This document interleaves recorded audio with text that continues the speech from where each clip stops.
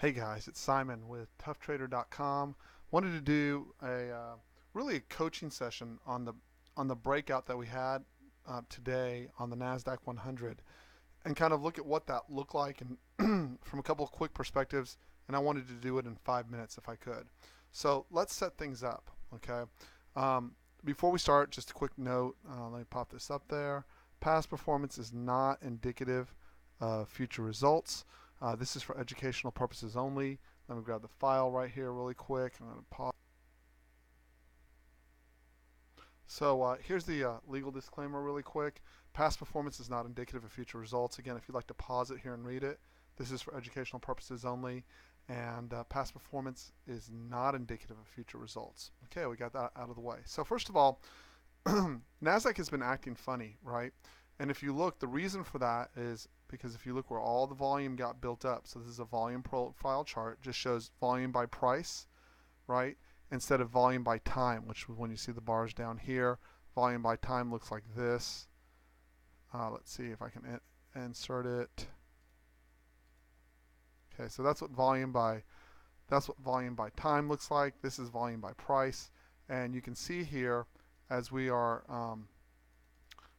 as we got up into this area in particular, you see all the volume that's built up specifically in this level right here, and it just was a constant rejection out of this area in a slow grind. Well, what needed to happen, and what I've been saying in the room to the members every day, is we have to be able to get above this, and when we get above it, we should end up with a trend day up. It was a sneaky way that we opened up today, but it did end up with a trend day up, right? So a couple of important things. So first of all, if you are bearish, right, you're going to have to get underneath this build now, right? So if you translate this picture, right, and we see where we were coming in through here, and I like to take it, and so when I'm teaching someone, and I turn around and I paste that, I remove it from volume profile, and now I just switch it, format, analysis techniques, and I just remove the, excuse me,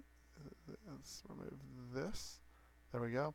And now we end up with a daily chart, and you can see it constantly got removed. So now let's just kind of go through the process, and then we're going to finally end up with a trend day up, right?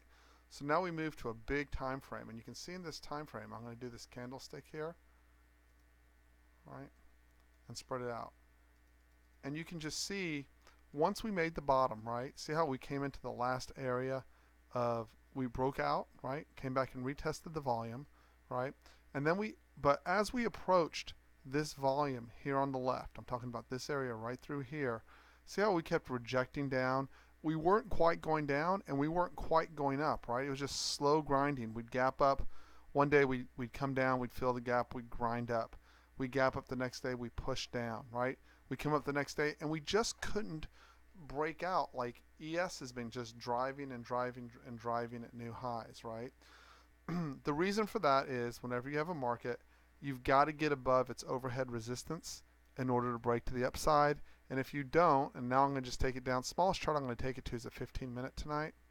And so you can see when we were coming all the way through here, it was really throwing a lot of people, right? We were gapping up but rolling down. And you can see almost every single morning in the morning session we would find responsive sellers, right? And the reason why we were finding responsive sellers all the way through here was that there was guys over here that had inventory to offer out who got long while they were up here, right? So you think through the logic, right?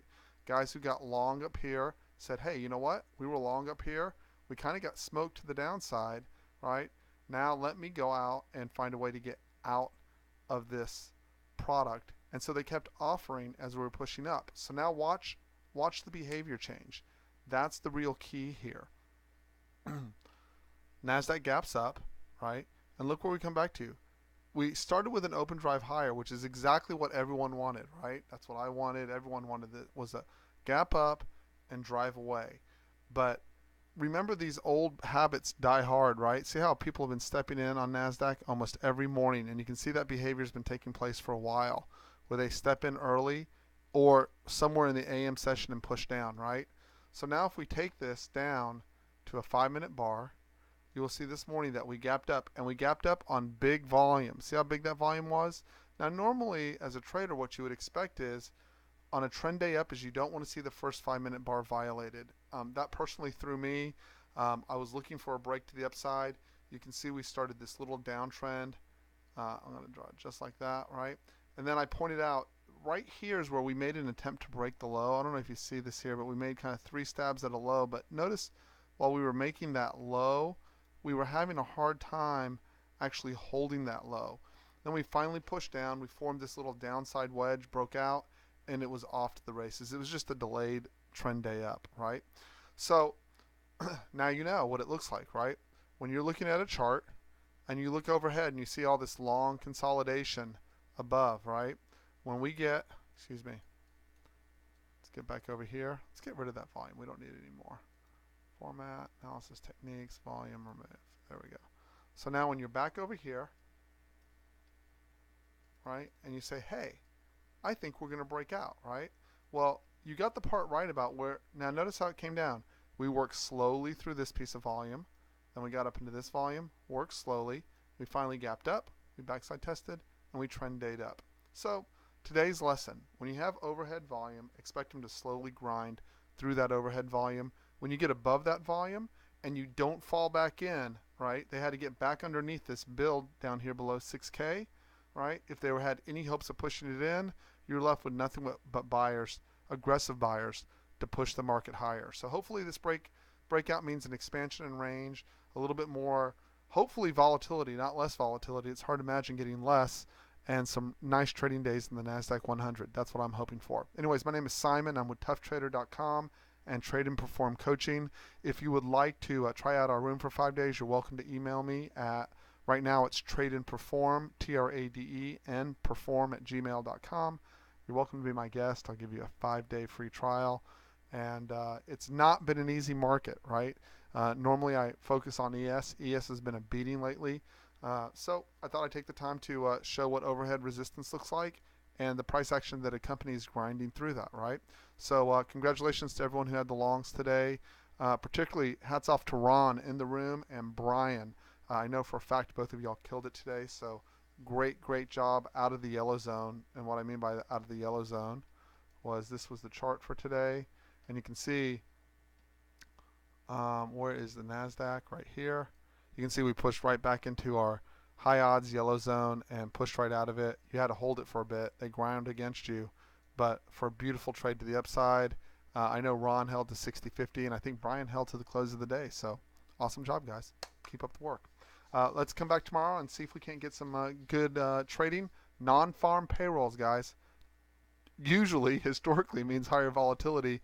It may not mean that in this particular market. Have a good night, guys. See y'all later.